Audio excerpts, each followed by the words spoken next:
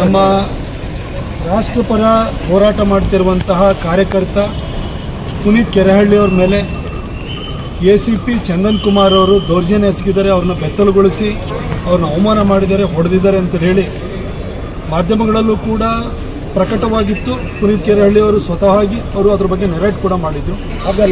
ಈ ಒಂದು ದೌರ್ಜನ್ಯವನ್ನು ಖಂಡಿಸಿ ಚಂದನ್ ಅವರ ವಿರುದ್ಧ ಕ್ರಮ ಕೈಗೊಳ್ಳಬೇಕು, ಎನ್ಕ್ವೈರಿ ಮಾಡಬೇಕು ಅಂತ ಹೇಳಿ ಸ್ವತಃ ವಿಕ್ಟಿಮ್ ಆಗಿರುವಂತಹ ಪುನೀತ್ ಕೆರೆಹಳ್ಳಿಯವರನ್ನ ನಾನು ಮತ್ತು ನಮ್ಮ ಬೆಳ್ತಂಗಡಿಯ ಶಾಸಕರು ಮತ್ತು ಯುವ ನಾಯಕರಾಗಿರುವಂಥ ಹರೀಶ್ ಪುಂಜ ಅವ್ರನ್ನ, ನಮ್ಮ ಅಡ್ವೊಕೇಟು ಹರ್ಷ ಮುತಾಲಿಕರನ್ನ ಕರ್ಕೊಂಡು ಒಟ್ಟಿಗೆ ನಾವು ಬಂದು ಅಲ್ಲಿ DCP ಆಫೀಸ್ ಕೂಡ ಹೋಗಿದ್ದು ಬಸವೇಶ್ವರ ನಗರದಲ್ಲಿ.